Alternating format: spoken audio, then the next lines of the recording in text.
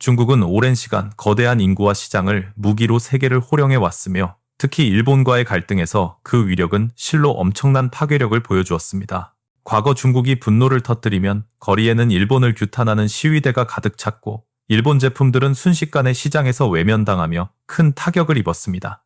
사람들은 중국이 마음만 먹으면 일본 경제를 완전히 무너뜨릴 수 있다고 믿었으며 실제로 중국은 말이 아닌 강력한 행동으로 상대를 압박했습니다. 하지만 최근 벌어지는 일들을 살펴보면 우리가 알던 그 강한 중국의 모습과는 거리가 멀어 보이며 오히려 행동을 주저하는 모습이 역력합니다. 일본 정치인들이 민감한 대만 문제를 언급하자 중국은 즉각 거친 언사로 반발했지만 시간이 지나도 예전과 같은 결정적인 보복은 나오지 않았습니다. 외교 성명은 그 어느 때보다 날이 서 있고 언론의 표현도 위협적이었지만 정작 실행에 옮겨진 조치들은 실질적인 충격을 주기엔 턱없이 부족했습니다. 해산물 수입 중단이나 여행 자제 권고 같은 소소한 대응만 이어질 뿐 일본의 근간을 흔들 만한 강력한 한방은 끝내 터지지 않았습니다. 이러한 변화를 이해하려면 먼저 중국이 실제로 일본을 거세게 몰아붙였던 10여 년 전의 과거로 돌아가 당시 상황을 자세히 복기해봐야 합니다. 2010년과 2012년은 중일 관계가 가장 격렬하게 충돌했던 시기로 당시 중국이 얼마나 공격적으로 일본을 압박했는지를 보여주는 상징적인 사례입니다. 갈등의 중심에는 동중국해의 작은 무인도들인 센카쿠 열도가 있었고 영유권을 둘러싼 양국의 정면 충돌은 곧바로 사회 전체의 분노로 확산되었습니다. 중국 전역에서 수많은 사람들이 거리로 쏟아져 나와 반일 시위를 벌였으며 분노한 군중들은 거리에서 일본 국기를 불태우며 격렬하게 저항했습니다. 일본산 자동차와 전자제품은 순식간에 불매운동의 표적이 되었고 일부 지역에서는 일본 기업의 매장과 공장이 직접적인 위협을 받기도 했습니다. 겉으로는 자발적인 민심의 폭발처럼 보였지만 사실 이 모든 움직임은 국가가 어느 정도 용인하고 조율한 정교한 정치적 결과물에 가까웠습니다. 당시 중국 지도부는 애국주의적 감정을 이용해 체제 결속을 강화했으며 일본을 향한 대중의 분노를 내부 불만을 해소하는 안전한 배출구로 활용했습니다. 무엇보다 당시 중국이 꺼내들었던 가장 결정적인 압박 카드는 산업의 쌀이라고 불리는 희귀 광물인 히토류의 수출을 갑작스럽게 중단한 것이었습니다. 당시 중국은 전 세계 히토류 생산의 압도적인 비중을 차지하고 있었기에 일본의 첨단 제조업 현장은 즉각적으로 감당하기 힘든 혼란에 빠졌습니다. 전자제품부터 하이브리드 자동차 부품까지 히토류가 들어가지 않는 곳이 없었으므로 일본은 중국의 조치가 단순한 경고 이상의 공격임을 깨달았습니다. 당시의 중국은 거침없는 자신감으로 가득 차 있었고 거대한 시장의 힘을 이용하면 일본을 충분히 대체하고 굴복시킬 수 있다고 굳게 믿었습니다. 일본 경제가 휘청이는 모습은 중국 내부에서 강대국으로서의 자부심을 고취시켰으며 많은 이들은 이를 성공적인 외교적 승리의 사례로 기억하고 있습니다. 하지만 10년이 지난 지금 그때의 영광스러웠던 기억은 오히려 중국의 발목을 잡는 씨앗이 되었고 예상치 못한 거대한 반작용을 만들어내기 시작했습니다. 현재 중국의 태도를 보면 과거와는 확연히 다른 묘한 괴리감이 느껴지며 그들은 이제 말로는 그 어느 때보다 강하게 포효하고 있습니다. 외교 성명서와 관영 매체들의 표현을 보면 당장이라도 큰 전쟁이 날 것처럼 거칠지만 실제 행동은 그 기세를 전혀 따라가지 못하는 실정입니다. 일본의 작은 발언 하나에도 즉각적으로 반응하며 강력한 경고를 쏟아내고 있지만 이는 어쩌면 실질적인 수단이 없음을 가리기 위한 연출일지도 모릅니다. 겉으로만 보면 중국은 여전히 분노에 가득 차 보복을 준비하는 듯하나 실제 취해진 조치들을 뜯어보면 그 실효성은 매우 의문스럽습니다. 가장 대표적인 조치인 일본산 해산물 수입 중단은 정치적으로는 강경해 보일지 모르지만 실질적인 경제적 타격은 그리 크지 않은 선택이었습니다. 중국 전체의 수입 구조에서 일본산 수산물이 차지하는 비중은 극히 미미하며 이는 일본 경제의 뿌리를 흔들기엔 너무나 가벼운 조치에 불과했습니다. 여행 자제 권고 또한 마찬가지인데 이는 강제적인 금지 명령이 아니기에 여전히 수많은 중국인들이 아무렇지 않게 일본을 방문하고 있는 상황입니다. 과거 중국 전역을 뒤흔들었던 대규모 반일 시위가 이번에는 보이지 않는다는 사실은 현재 중국 사회의 분위기가 얼마나 변했는지를 상징적으로 보여줍니다. 거리에는 더 이상 분노한 군중이 넘쳐나지 않으며 일본 제품에 대한 조직적인 불매 운동도 과거만큼의 열기를 찾아보기 힘든 것이 현실입니다. 이는 민심이 식었기 때문이 아니라 대중의 에너지가 국가가 통제할 수 없는 방향으로 번지는 것을 현 중국 지도부가 극도로 경계하고 있기 때문입니다. 이제 중국의 외교 계산기는 과거보다 훨씬 복잡해졌으며 단기적인 충격보다는 그 뒤에 올 장기적인 여파를 먼저 고민해야 하는 처지에 놓였습니다. 일본을 강하게 압박하는 순간 국제사회의 싸늘한 시선은 물론 복잡하게 얽힌 글로벌 공급망의 연쇄 반응을 감당해낼 자신이 없기 때문입니다. 특히 기술과 산업이 거미줄처럼 연결된 오늘날의 구조에서 상대방을 때리는 행위는 곧 자기 자신에게도 똑같은 타격으로 돌아오게 되어 있습니다. 그럼에도 불구하고 중국이 계속해서 강한 언사를 쏟아내는 이유는 내부의 민심을 달래고 강대국으로서의 체면을 유지해야 하는 절박함 때문입니다. 만약 아무런 반응도 보이지 않는다면 지도부의 권위가 흔들릴 수 있기에 그들은 행동 대신 말로써 자신들의 건재함을 증명하려 애쓰고 있습니다. 하지만 말은 강하지만 행동은 약한 이 모순적인 태도는 결국 중국이 처한 현실적 한계와 두려움을 고스란히 드러내는 증거가 되고 말았습니다. 이제 중국은 더 이상 감정만으로 움직일 수 있는 나라가 아니며 발걸음을 떼기 전 그에 따를 막대한 대가를 먼저 계산해야 하는 국가가 되었습니다. 과거의 중국이 거침없는 도전자였다면 지금의 중국은 이미 잃을 것이 너무 많아진 기득권 국가로서의 신중함과 불안을 동시에 안고 있습니다. 화려한 겉모습과 달리 속으로는 토작하는 구조적 문제들이 중국의 손발을 묶고 있으며 일본을 향한 분노는 빈 껍데기만 남은 외침이 되었습니다. 그렇다면 중국이 이토록 신중해질 수밖에 없는 그들이 진정으로 두려워하는 내부의 진실은 과연 무엇인지 이제 하나씩 파헤쳐볼 시간입니다. 중국이 일본을 향해 예전처럼 쉽게 행동하지 못하는 가장 근본적인 이유는 국경 밖의 적이 아니라 바로 국경 안에 있는 사람들 때문입니다. 오늘날 중국 지도부의 가장 큰 고민은 외교적 승리보다 내부의 철저한 안정이며 모든 정책의 최우선 순위는 오직 사회적 평온에 맞춰져 있습니다. 어떤 갈등이나 대외 정책을 결정할 때 그들이 가장 먼저 스스로에게 던지는 질문은 이것이 우리 체제의 안정을 흔들 위험은 없는가 하는 점입니다. 과거의 중국은 애국주의를 앞세운 대규모 거리 시위를 어느 정도 허용했고 이를 통해 내부의 불만을 외부로 돌리는 영리한 전략을 구사했습니다. 일본을 향한 뜨거운 분노는 당시만 해도 정부에게는 아주 안전한 감정의 배출구였으며 민심을 하나로 묶어주는 강력한 접착제 역할을 했습니다. 하지만 이러한 계산은 오래가지 못했고 이제 중국 정부는 통제를 벗어난 군중이 얼마나 무서운 존재로 돌변할 수 있는지 뼈저리게 깨달았습니다.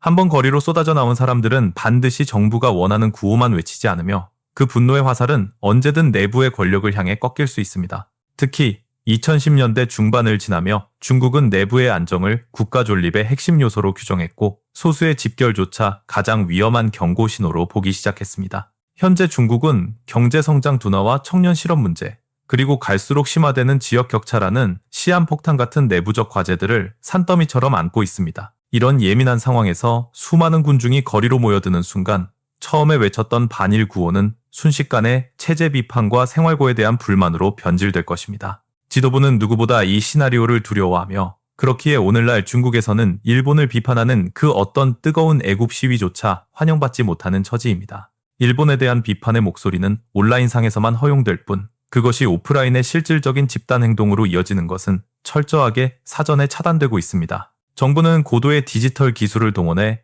여론을 실시간으로 관리하고 있으며 물리적인 군중의 동원이 일어날 틈을 조금도 주지 않으려 노력합니다. 겉으로는 사회가 조용해 보이지만 이는 국민들이 만족해서가 아니라 국가의 철저한 관리와 감시가 만들어낸 인위적인 정적에 불과한 것이 사실입니다. 내부 불안에 대한 이러한 극심한 공포는 중국의 외교 정책에도 직접적인 영향을 미치며 일본을 강하게 압박하고 싶어도 손발이 묶이게 만듭니다. 일본을 제대로 때리려면 대중의 감정을 자극해야 하는데 그 자극된 감정이 통제 불능 상태가 될 경우 정부가 감당해야 할 리스크는 상상을 초월합니다. 결국 지금의 중국은 과거처럼 과감해지고 싶어도 현실적인 내부 사정 때문에 그럴 수 없는 스스로 만든 감옥에 갇힌 나라가 되어버린 셈입니다. 외교적 공격이 제한적인 이유는 상대가 강해서라기보다 그 공격의 여파가 부메랑이 되어 자국의 질서를 뒤흔들까봐 전전긍긍하기 때문입니다. 분노는 오직 거친 말로만 표현하고 실질적인 행동은 최소화하는 모순. 이것이 현재 중국 지도부가 선택할 수 있는 유일하고도 슬픈 생존 방식입니다. 하지만 중국의 발목을 잡는 것은 비단 내부의 시선뿐만이 아니며 과거에 저질렀던 성급한 경제 보복의 아픈 기억 또한 그들을 주저하게 만듭니다. 중국이 일본을 향해 과감한 경제 보복에 나서지 못하는 또 하나의 이유는 바로 과거에 겪었던 뼈아픈 실패의 기억 때문입니다. 한때 중국은 거대한 시장과 풍부한 자원을 무기로 삼기만 하면 어떤 상대든 쉽게 굴복시킬 수 있다고 굳게 믿었습니다. 하지만 실제로 그 무기를 휘둘러 본 결과 경제 제재라는 수단은 생각보다 위력이 약했고 오히려 자신에게 독이 된다는 사실을 깨달았습니다. 가장 대표적인 사례는 지난 2010년 일본을 상대로 단행했던 히토류라는 희귀 광물의 수출을 전격적으로 중단했던 사건입니다. 당시 중국은 이 자원의 전 세계 공급을 거의 독점하다시피 했고 일본의 첨단 산업은 중국산 히토류에 전적으로 의존하고 있었습니다. 중국이 갑작스럽게 수출의 문을 잠그자 일본의 제조 현장은 큰 혼란에 빠졌고 초기에는 중국이 외교적 승리를 거둔 듯 보였습니다. 그러나 그 승리감은 그리 오래가지 못했으며 중국의 압박은 오히려 일본이 잠자고 있던 대응 능력을 깨우는 결정적인 계기가 되었습니다. 일본은 즉각 공급처를 다변화하기 시작했고 히토류 사용량을 획기적으로 줄이는 대체 기술 개발에 모든 역량을 집중하기 시작했습니다. 이전에는 비용 문제로 미뤄두었던 탈중국 프로젝트들이 중국의 보복 덕분에 오히려 유례없는 속도로 추진되는 결과를 낳은 것입니다. 결국 일본은 중국에 대한 의존도를 눈에 띄게 낮추는 데 성공했고 중국은 스스로 자신들의 독점적 지위를 무너뜨리는 자충수를 두었습니다. 이러한 실패의 패턴은 다른 국가들과의 갈등에서도 반복되었으며 특정 국가를 겨냥한 수입 제한은 시간이 지날수록 그 효과가 급격히 줄어들었습니다. 제재를 받은 국가들은 보란듯이 새로운 시장을 찾아 떠났고 그 과정에서 중국은 국제사회로부터 신뢰할 수 없는 파트너라는 낙인만 얻었습니다. 결국 경제적 타격을 입히려고 시작했던 일이 나중에는 중국이 먼저 손을 내밀며 관계 회복을 시도해야 하는 민망한 상황으로 번지곤 했습니다. 이러한 반복된 경험은 중국 지도부에게 경제보복은 단기적인 속풀이에 불과할 뿐 장기적으로는 스스로의 영향력을 갉아먹는다는 교훈을 남겼습니다. 세계 산업이 거미줄처럼 촘촘하게 연결된 오늘날 한쪽을 강하게 옥죄면 그 충격은 반드시 공급망을 타고 자신에게 되돌아오게 되어 있습니다. 그래서 지금의 중국은 과거처럼 경제 제재 카드를 쉽게 꺼내들지 못하며 실패의 기억이 그들의 손을 신중하게 만들고 있습니다. 특히 일본과의 관계에서는 경제적 보복이 불러올 후폭풍이 단순히 무역 손실을 넘어 국가의 미래를 송두리째 흔들 수 있다는 점을 잘 알고 있습니다. 이제 중국은 상대를 때리기 위해 휘두른 몽둥이가 부러지면서 자신의 팔까지 다치게 할 수 있다는 사실을 누구보다 뼈저리게 인식하고 있습니다. 이러한 신중함 뒤에는 중국이 결코 포기할 수 없는 그리고 일본의 협조 없이는 단 하루도 유지될 수 없는 거대한 핵심 산업이 존재합니다. 그 산업은 바로 21세기의 쌀이자 중국이 국가의 사활을 걸고 육성 중인 반도체이며 이것이 중국이 일본을 건드리지 못하는 진짜 이유입니다. 중국이 일본을 강하게 압박하지 못하는 가장 결정적인 이유는 반도체 산업의 깊은 의존성 때문이며 이는 국가의 미래를 담보로 한 현실적 장벽입니다. 중국은 수십 년간 막대한 자금을 쏟아부어 반도체 공장을 세우고 기술 자립을 꿈꿔왔지만 그 속을 들여다보면 스스로 통제하지 못하는 요소들이 가득합니다.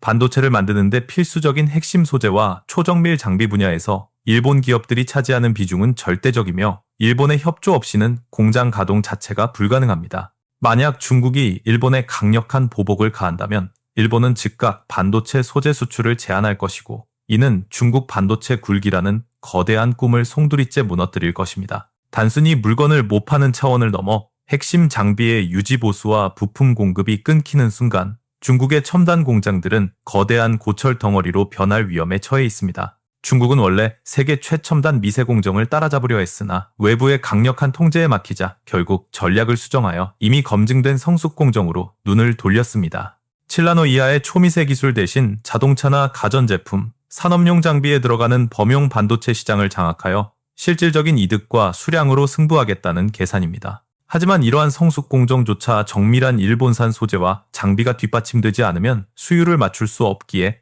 중국의 전략적 후퇴는 완전한 자립을 의미하지 않습니다. 시간을 벌기 위한 고육지책이었음에도 불구하고 일본에 대한 기술적 의존은 여전하며 오히려 일본을 건드리는 순간 미래 산업의 기초 체력마저 상실할 수 있습니다. 군사적인 측면에서도 중국은 새로운 변화를 시도하고 있는데 최근 민간 기업이 공개한 저가형 극초고속 미사일 개념은 주변국들의 커다란 충격을 안겨주었습니다. 이 무기는 압도적인 속도뿐만 아니라 제작 비용을 획기적으로 낮췄다는 점이 핵심이며 이는 곧 물량 공세로 상대의 방어 체계를 무력화할 수 있다는 뜻입니다. 한 발의 값싼 공격을 막기 위해 훨씬 비싼 요격 미사일을 소모해야 하는 경제적 불균형은 현대전쟁의 계산법을 완전히 바꿔놓는 위협적인 요소가 됩니다. 비록 실제 성능에 대해서는 여전히 의문이 남아있지만 이러한 무기가 대량으로 실전 배치될 수 있다는 가능성 자체만으로도 주변국들은 깊은 불안에 빠졌습니다. 그럼에도 불구하고 당장 전면전이 벌어질 가능성이 낮은 이유는 최근 중국군 내부에서 벌어지는 대대적인 숙청과 지휘체계의 불안정성 때문이기도 합니다. 핵심 지휘관들이 잇따라 물러나고 주요 직책이 공석으로 남겨진 상황에서 내부 정리가 안 된 군대가 장기간의 대규모 전쟁을 수행하기란 불가능에 가깝습니다.